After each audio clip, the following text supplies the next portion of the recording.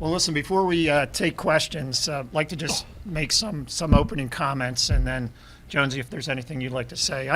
I just finished my first year in my role, and it's been a privilege and continues to be a privilege to serve as chair of this great franchise. And I'd like to start by thanking you. I mean, I've had an opportunity to interact with, if not all of you, most of you over the course of the year, and you understood that I was new in this role. And I just really appreciate your passion about what you do and your commitment to truly understanding what we're trying to do with the Flyers. You don't always agree. We don't always agree with what you say, but it's been a pleasure getting to know you. So, we talk about entering the second year of the new era of Orange. And I feel as though, and I think, Keith, you would agree, that this first year was all about creating an environment, a culture, where we accepted nothing but the best, where excellence is what we're striving for. If you look around this practice facility and all the work that's being done now, will go on for the next year or so, it's about creating an environment where players, coaches, us in the management part, strive for excellence. And that's going to continue. It's continuing at the Wells Fargo Center. We were thrilled that Front Page Sports named us one of the top arenas in the country. I don't know if you've noticed, we've got billboards up about it around the city, for no particular reason, but we're doing that. So I'm just really excited about where we are. Thrilled with Keith's leadership. Thrilled with Danny's leadership, how the two of them work together. Thrilled with Coach Tortorella and the way the three of them can finish each other's sentences, and how together we're going to build a winner. So thank you for being here. Great job, Hilf. I really don't have any opening remarks, so if you guys want to ask questions, that would be great. Good to see everybody. Fire away. Yeah, Dan, I guess to start about what makes you thrilled about how Keith Jones has done, how Danny Briere has done, and are you excited about the direction so far? Yeah, Jordan, so here's the way I look at it. You guys heard from Torts at the end of the year. You heard from Danny. This is our way of we're going to do this every year. And it's our way of making sure that you hear from all four of us. And we wanted the dust to settle. Those guys are focused on the day-to-day hockey stuff. I just think from my perspective, I obviously come from a different industry. And I kind of the hallmark, if we can call it, of my time in leadership roles has been about building teams. And I've said this over and over again, building teams where complementary skill sets, where people have an opportunity to really shine in areas where they're really good, but get the support from other leaders where they're good. And so my first impression was, I think we all have healthy egos, and I think these guys, obviously, if you play in the NHL at the level Keith and Danny did, coach in the NHL the level Torts has, the ego's involved, right? We see that, but I've never once seen, now maybe when they close the doors and really talk hockey, the sparks fly, but I've never seen an unwillingness to share and listen to other points of view. So for me, that's number one, that we're building this culture of collaboration, and I see it day in and day out. You walk in the coach's office. I've been fortunate enough, I'm welcome in the coach's office after games. I love it because I'm learning, but just watching them interact, watching the passion, watching these guys interact with the coaches, with Torts and the team, and the coaching staff. And then in the room, in the locker room. I was fortunate to go in there. I think I attended close to 60 games this year, including home and away. And every one of those games, I was fortunate to go in the locker room after, win, lose, or draw. And just the overused term, but the love between those players and the folks that work from the equipment management on up to the coaches, it's telling. We talked about reconnecting with the fans, and for me, nothing more important. In another couple of weeks, these stands will be filled, and we'll be wandering our way through, just making sure that the fans recognize that they may not always agree with us. They may not be comfortable with a signing or a trade or whatever it might be, but we're about restoring that great tradition of Flyer hockey. Sorry it was long-winded, but yeah. I guess this kind of follows up on that, but the whole concept of a new era of Orange, it's sort of, by nature, it kind of acknowledges that what was happening before wasn't good enough, wasn't up to standards, some things needed to be fixed. I guess now that with the benefit of a year, what do you think did need to be fixed, and what kind of progress do you feel like you made in fixing those things? So Charlie, before I do that, watch your podcast the other day. What's the F stand for in Fridays? That's a Bill Matz question. All right, I'm just wondering. That's off the record. No, so I think that's a really fair question. What did you say again? Yes. I- What do you think needed to be fixed, and It was a fair question. What progress? Do you Okay, think all right. has So been no, made? that's good. I got caught in my little. So look, here's how I view it. Anytime there's a new regime, there's a reason that there's a new regime. Folks either decide to retire, folks are asked to move on. If you look at the track record that we've had over the past decade, it's been not a great one. And so I felt that we needed to do three things. We needed to change the discussion around, oh, here they go again, it's a losing environment, to what are they up to? They're not over-promising, but they're looking us in the eye and having a conversation about where we're headed. And that's what we've tried to change. The whole new era of Orange was about, we're going to, as much as we can, look each of you in the eye and have an honest conversation about where we are. Do the same thing with the region and the fan base to make sure we bring them around on the journey. We saw a dip in attendance. We saw on social media or whoever you run into people, just not an excitement about the team. I feel that although there is critical folks out there, the truth of the matter is, across the board, people feel better about where we are. They feel that the things that Keith and Danny in his role as GM have done over the course of this year are about building for the long haul and doing it in a way that is as transparent as possible in an environment where not everything can be transparent. I guess what gives you that impression? Is it getting out talking to fans? Is it, increase in ticket sales? Is it, studies you guys have done? What gives you that feeling? Kev, it's all the above, quite frankly. And ticket sales are up. We were 95%, 92 to 95% on renewals from last year. That's a good number. We're having great success in going out and having conversations about sponsors, about suite purchases. Heck, I long for a day, and I'm not knocking the New York Rangers, but I long for a day that people are so excited that not a Ranger fan can get a ticket at a home game at the Wells Fargo Center. We're not there yet, but we are seeing more enthusiasm when we talk to people. For me, look, I was in healthcare for umpteen years, and I could walk, unless it was in the business community in Philadelphia, I could walk anywhere. Nobody had a clue who I was. People stop me on the street now. You say, Dan, I want to say thank you.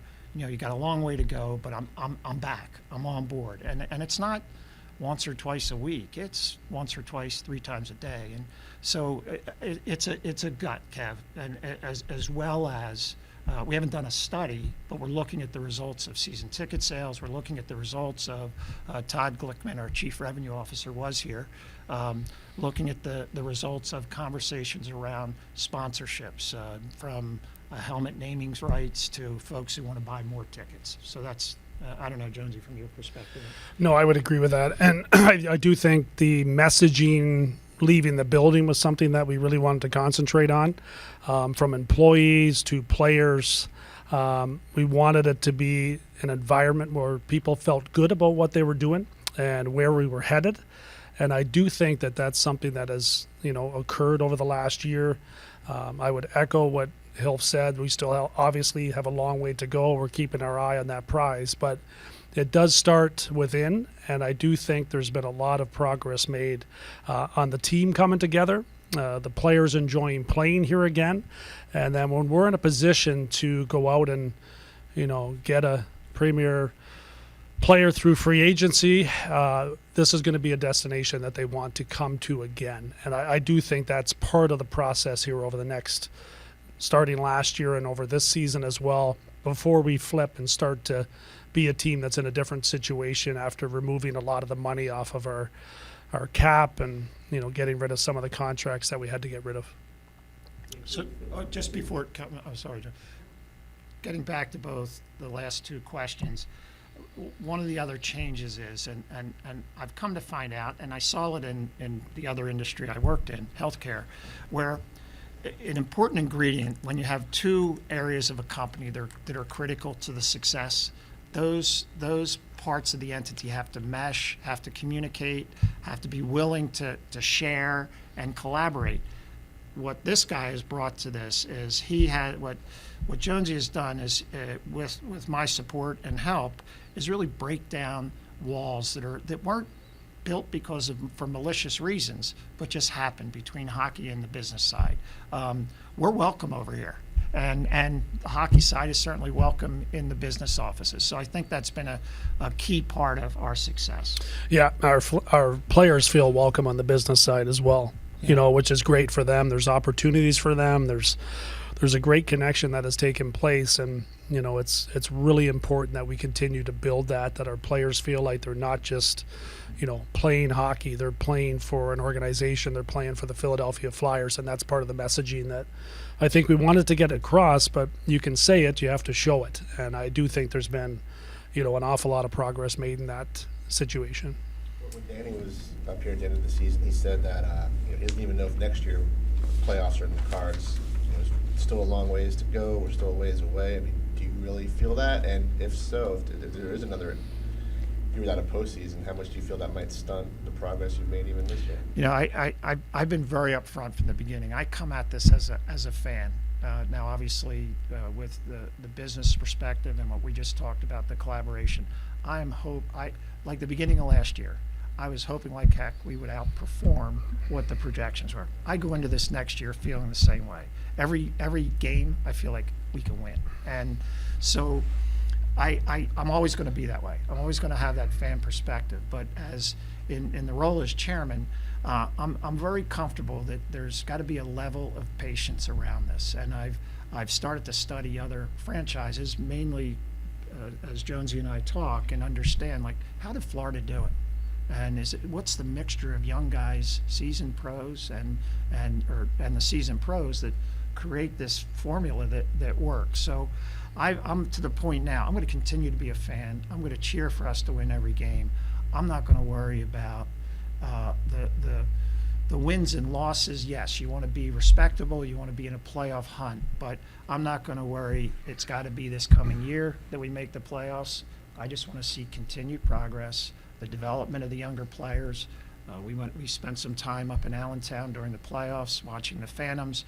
I'm, as a layman, learning what they're thinking about as they build this team out. So I'm not getting caught up in terms of years. I just want to see that continued progress and a continued progress that positively impacts the business side in ticket sales, in fan enthusiasm, in sponsorships, and a general feel around the region that not only do we care, we're trying to maximize the potential of the franchise. Dan, could you talk a little bit, you mentioned the word progress, you want to see continued progress. Can you maybe define what you view as progress? Because at least in terms of on ice, the team got to game 82, still having a shot at the playoffs. If you're going to make progress next year, that would seemingly imply making the playoffs. Is that what you mean, or is it a little bit more? No. I'm sorry, Charlie, if you misunderstood. What I was trying to say, for me, it's not that. Okay. But the fan in me, absolutely. But in this role, it's, for example, let's take a Tyson Forrester, for example. You look at the year he had this year. I'm hoping players like that continue to impress, and the next wave of young folks, that these guys feel that, yeah, it's going to take time for them to reach their potential, but they're on the right track. They're paying attention to their training. They're fitting well in the locker room. They're the types of things that I'm talking about. And honestly, as on the business side, I'd love for us to make the playoffs, but it's not how in my role I'm measuring the success of what these three leaders are doing, led by Jones. So in your mind, like, you could envision a scenario where the team in the standings next year maybe takes a bit of a step back, but you still see clear upward progress being made organizationally. Well, just look even in the division. I mean, the Devils had a down year. One would expect, right? That They would bounce back, They yeah, could for bounce sure. back. So doesn't that impact where? So yes, I'm using that as one example of these potential outcomes. Danny, last compared to maybe how it was last summer? How do you view the timeline of this? Yeah, I think the one indicator on the timeline that's out there for everyone to see is the money that we have tied up right now for players that aren't playing for our team. A lot of that is going to start to come off of the cap, and I do think that if you're looking further down the line, that is where we're going to start to have some real key decisions to make. We have to get them right. There's no room for error on whatever players we add to the mix in a couple of years. Those are things that we have to pay a lot of attention to right now, and that's something that we're really focused on. Some of that's growth from within, some of our younger players, and whoever we draft, with the 2 first-round picks we have this year, and then the multiple first-round picks next year, it's going to be key. But at the same time, the removal of money off the cap, the dead money, is something that we're going to be able to use to our benefit as long as we do everything right here and make sure that this is a place that people want to play. It's really important for us to get that message out. It's important for us to continue to communicate with our fans. It's important for us to show off our fan base so players say, yeah, I watched the Phillies in the playoffs last night. That crowd was incredible. I'd like to experience that playing for a hockey team like the Philadelphia Flyers. All of those things are part of our thinking, and we're going to have to execute. It's not going to be easy. We threaded a needle last year. I don't think it's threading a needle. I think there's a blueprint out there that we can maximize and hit on, but we've got to do it right. And I'm pretty confident that we have a group of people around with Dan's support and Danny Briere, pounding the pavement to find those type of players. I think we're going to be in a position to get things to a point where we're playing in the playoffs, not just for 1 year, but for multiple seasons, trying to contend and win a Stanley Cup. What's your perspective then on the season, I guess, as a whole? Because obviously you went into it, expectations from the outside at least were not very high. They got raised as it went along. And then, frankly, I guess you guys sort of raised them a little bit yourselves with some of the moves made at the trade deadline, and then ultimately it kind of collapsed there at the end. I mean, yes, I think some of the, we weren't really raising, in trading Sean Walker, we weren't really raising, the bar, but internally you want to push your players. You want to. Talked about how important the playoffs Yeah, were. yeah, for sure. I don't think you ever want to send the message to guys that have fought so hard to get the position that we were sitting in to say, hey, we're not a playoff team. So I don't think, the messaging should be lost in the fact that we did trade a player for a first-round pick next year in a very important draft. Had Sean Walker stayed with the team, is there 3 points in there for us? Yes. Then we're in the playoffs, and we would have battled hard. We would have been a difficult opponent for everyone, and that's kind of what we established last year. I don't think there was many teams that came in and felt like they could get an easy 2 points playing the Flyers. And if you look at our record against the final 4 teams, or even the 2 teams that are playing in the Stanley Cup final, it was respectable, to say the least. So I do think there's been some incredible growth in that regard. I think some of the disappointment and the losses at the end of the season is going to be something that our players carry with them. I think it's going to be valuable for them. We didn't lose to the best teams in the league. We lost to some of the worst teams in the league. It wasn't playoff teams ramping up their play and taking advantage of us. It was us overlooking the opponents that we were playing. So there's valuable lessons in that. Does it diminish what our guys accomplished throughout the year? I don't think it does. Does having the 12th pick overall help us in this draft? It does. Is it something that we were hoping for as our guys were battling for the playoffs? No, but we have to make good on it now. Just can I comment on something? It was fun for me where I sit, being able to watch you 3 guys work through trade deadline. To your point, what never lost sight of the goal was the longer term positioning of the team, and it was as an observer, and I appreciated that. It was really encouraging to watch. This is the plan, and we're sticking with it. And you're right. We were all sad to see Sean go, but the truth is, there's a pick that came from that, and there's an opportunity to build towards the future. Yep. Question for you. Obviously, when you took the role last summer, it was a new standalone role. You know, it wasn't like there was a standalone president of hockey operations before you took it. So when that role was announced and we asked, you know, what exactly that role is, you know, you guys did your best to explain, but there's an element where when it's a new role, you kind of create the role Yep. in time. Yeah. I guess with a year's benefit, you know, can you speak to more of the specifics of your role, of what you're actually doing? Yeah, it's a great question, Charlie. Helping Danny in any way that I can. That's the number one priority for my job, and that's balancing things through Dan and the business side of what we're doing, and then making sure that I'm there for him in any way possible to help facilitate anything I can for him. And it's worked really well. It's a partnership. I'm not his boss. So the two of us work extremely well together. We were friends before and are better friends now than ever, which I think speaks to the relationship that we have. There is no ego involved from either of us. We both work extremely hard to do whatever we can for our fan base to make our team as good as we can make it. We're both focused on that. It's not about any one individual. It's about the Philadelphia Flyers, and we're going to continue to do that. So I have great confidence in him. He's a very good negotiator. He's very tough, and you know, the competitive edge that he played with, which we saw in many playoff games for the Flyers, is really represents what he stands for. And our team's in good hands with him as the general manager. Keith, there's Yep. been a lot of chatter over the past couple weeks and months about Michkov. I guess first of all, does the organization have an update on that situation? Yeah, And second no- of all, yep. With a situation that is so fluid, how does that kind of figure into your plans and your timeline? Yeah, it really doesn't affect it because when we drafted him, the expectation was he would finish his contract with SKA. So we are, you know, listening. We're reading, you know, many of your articles and kind of following along, but we have no update on it. We would welcome him with open arms. We absolutely love what he is going to bring to the Flyers. If that timeline is sped up, that would be wonderful, but we don't know. So we'll watch along closely like you guys are as well. And when he arrives, our fan base is going to be pretty excited about getting a highly talented player that is different than what we have right now. I think our fans are looking forward to that for sure.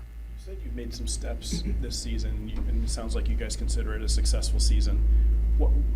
How would success be defined going into next season? When we're here a year from now, what would be a successful previous 12 months to you? Well, you don't want to step back. So you want to make sure you continue to build the culture. And I think that's an everyday thing. You have to pay attention to it. You have to be around. It was great that Hilf was around as much as he was, including road games, which is very unusual but very welcomed. Our players sense that. They feel like they're part of something important. And I do think that when you play for the Philadelphia Flyers, I know what that feels like. Our fans started to really kind of get a sense for what our team is all about and supported them throughout the season. Attendance was getting better. The building was much more exciting than it had been over the last few years. So we want to continue to build on that feeling. And you do that by playing well, by, in some cases, overachieving, playing with a chip on your shoulder, making sure that you're out there and trying to, you know, continue to push this forward and make sure you're a part of it when we turn the corner. And as a player, that's something that's really important. I look forward to seeing how our players progress, what they do in this off season. It's a long off season. That's one of the benefits, you know, for a younger team that doesn't make the playoffs. You put the time in and you can gain a lot. I do think that we've had progress from our draft picks from last season, including Oliver Bonk, who had a great playoff in London. And I'm very excited about what he's going to bring to the table. Hunter McDonald is another player that we've talked about before, that getting to the American Hockey League, demonstrating that he belongs there, and then getting him in a position to, you know, get stronger this offseason and continue to push forward. Those type of players are going to help us as we continue to build the back end, which is critically important to us as we move into the future. You Dan, I guys know- spoke at length about, the on-ice success and how that added to the culture, but there is obviously a lot of adversity off the ice as well. In your first year, kind of as a front office together, what is the value that you found in battling through all of that and still keeping the culture strong and remaining united as you guys wanted to? Want me to go first? Yeah. So it's a really good question, Joel, because when Brian Roberts and I agreed that I would take this role, it was, oh, by the way, and you can name the things that were facing us. They kind of unearthed themselves as the season went on. We had frank conversations about it. We dialogue continuously between business and hockey. We understood the hockey ramifications of these various things. I'll use the Drysdale trade as an example. When we became aware of this, these guys right away, we huddled. We began to think how we go about it. We tried to do it in a way that was, for obvious reasons, as quiet as we could, but they knew they wanted to get value. And we feel really good about the value that we got in Jamie Drysdale. But that was a challenge that I wasn't expecting, frankly, in this new role. And what it did for me, it really solidified my feeling about these three individuals, and particularly Jonesy and Danny. As Jonesy said, no ego. Let's talk this through. Let's make sure we're aligned with the business side, and the business side is aligned with us, and do what we need to do. So it actually turned out to be a blessing in disguise, Sean. What's the current status of the complex development plan? Is there any start date or breaking ground, or is it still, we're talking years? So it's an interesting, let's just, I got to preface it by saying, we for at least the next several seasons till 2031, the 76ers will play at Wells Fargo. It's my hope and dream that we, at the end of the day, will stay together there. We'll start the development, and I'll answer that question. And then at the right time, build an arena together in the sports district in South Philly. Where we are, this has been envisioned. This isn't new with our arrival. This has been envisioned since the days of Ed Snyder. Just never got off the ground. Took down the spectrum, just never got off the ground. We're going to have a series of announcements. We talked about phase one and then the aspirational piece. The Phillies and Wells Fargo, or the Phillies and Comcast Spectacor are committed to a partnership. We're in dialogue with the Eagles. Obviously, they're a great partner in South Philly. We'd love to have them involved, but that discussion continues. Over the course of the summer, we'll start laying out announcements around the phase one, which is basically our footprint between the Wells Fargo Center and Pattison Avenue from 11th Street to Broad Street. Stay tuned. This summer they'll start to come out. And then in terms of the Sixers, think of Philadelphia. I mean, it was just ranked 33rd by some Oxford-based study, 33rd best city in the world. We talk about all of our problems and issues, but the truth of the matter is it's a great place. And we're not talking about professional teams leaving Philadelphia. We're talking about professional teams having a different perspective on where their home to be. So this is all good. This debate is good for Philly. We have a position on it. HBSC, Josh Harris, David Blitzer, they have a position on it. We'll come to a resolution, but regardless, it's not going to stop our focus on making sure that we get the arrangement with the Phillies solidified, and we begin phase one, announcing phase one this summer, and then getting started as early as the fall. So you don't feel it's over with the Sixers stuff? No, I don't. I'm the eternal optimist. I really am, and I just firmly believe that the government, with Mayor Parker and council and the business community, will do what's best for the city. And I ultimately believe what's best for the city is all of us being housed in a sports district in South Philadelphia that becomes a mecca for living, entertainment, watching a game. And you go to some place like the Battery in Atlanta, or what they're building out by SoFi in LA. These are emerging communities. And what we're intending to do is connect them to the existing communities, footbridges over Broad Street to FDR Park, and really across Patterson Avenue, so we get pedestrian traffic up and above. My point is that I'm an eternal optimist about the Sixers. We'll continue to work it. We'll see where it ends up. But regardless, this is good for Philadelphia Last question. and the region. If I can touch on the Mishkov situation again, you talk about often having kind of the lens of a fan. Fans obviously are kind of wrapped up in the whole situation with him. Do you ever hit up Jonesy or Danny and say, hey, what's the latest on this guy? Like, how often are you kind of plugged into what's going on with this prospect? 3 times a day. No, I say that in jest. I don't answer his He calls. doesn't answer my calls. I say, look, I'm a fan, and the way I look at it, he's a young individual. As much fun as it would be, as good as it would be from creating that environment, getting fans excited, yeah, I hope it happens. But we knew he's under a 3-year contract, so I can't be just fan about this. Totally understand that it's a situation where we have zero control over, and we'll continue to watch him regardless of where he plays. And at some point, it'll be a great thing for the Philadelphia Flyers. Is that fair? Yep. Thanks, guys. Thank you very much. Good to see everybody.